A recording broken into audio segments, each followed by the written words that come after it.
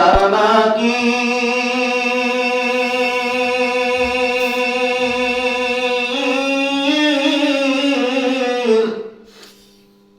তোমার প্রেমের গর্ব জিগির বুঝবে তারা আমি তোমার আশিক দেওয়ানা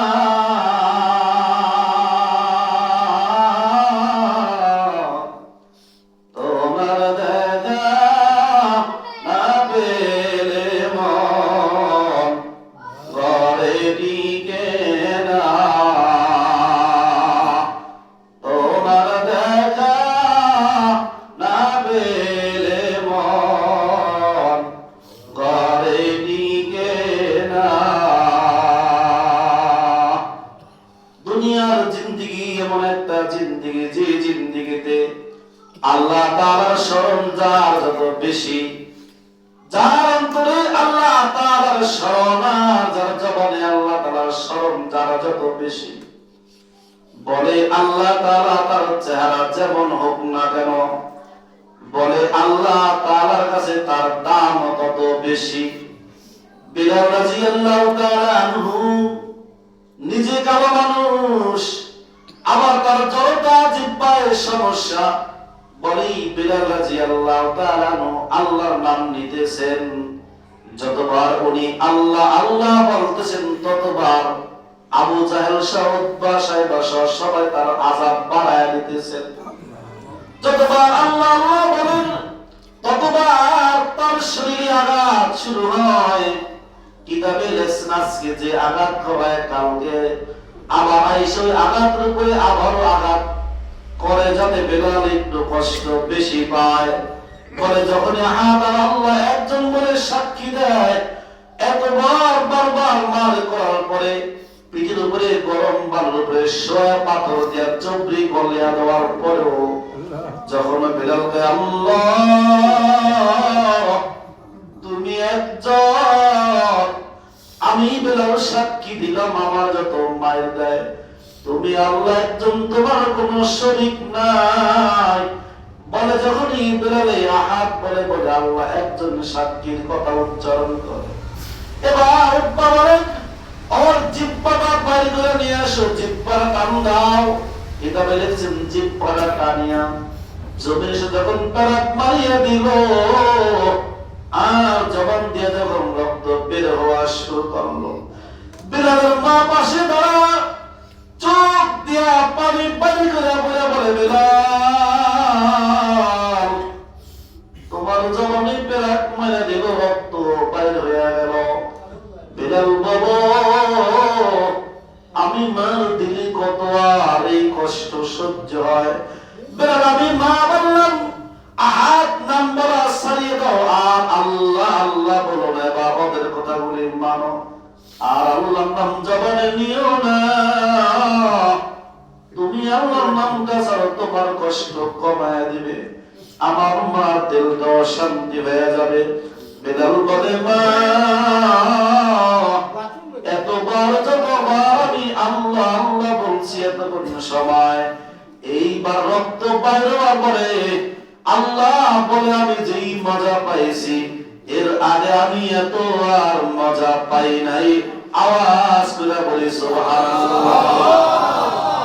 আল্লাহ নবী সাল্লাল্লাহু আলাইহি ওয়াসাল্লাম আপনারা আমাদের শিক্ষা দিয়ে গেছেন আল্লাহ তাআলার নাম বারবার জবানে স্মরণ করা।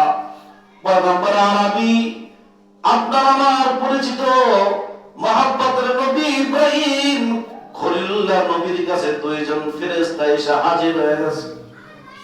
তারা আসমানে আলোচনা শুনেন জমিনে একজন ফেরেশতা জমিনে একজন পয়গম্বর আছেন যারে আল্লাহ তাআলা বন্ধু বানায় নিয়েছেন খলিল বানায় নিয়েছেন।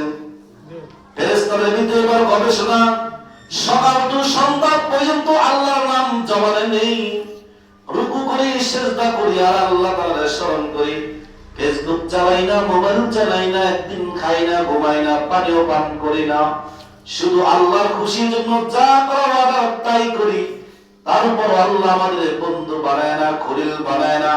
জমিনে একজন বান্দা আছে, তার নাম ইব্রাহিম। আমাদের কানে বারবার আওয়াজ আসার, বারবার শুনতে পাই আল্লাহ তাআলা তারে খলিল বানায় নিয়েছে। লও আমরা একটু জমিনে যায় বিচারণ করি। বলে এইবার আল্লাহ তাআলা বলেন, তোমাদের ভিতরে যে প্রশ্ন গবেষণা হয়, মানুষের অন্তরে যা কল্পনা জল্পনা হয়, কেউ না জানলে জানেন একজন, তিনি কে? আল্লাহ বলেন জমিনে যাও, পরীক্ষা নিয়ে আসো, আমি কেন তারে আমার বান্দা খলিল বানায় নিলাম। বলে এবার জিবরাইল বাড়িতে আইসা মুসাফির সাজিয়া বলেন, আল্লাহ বাড়িতে কেউ আসনি,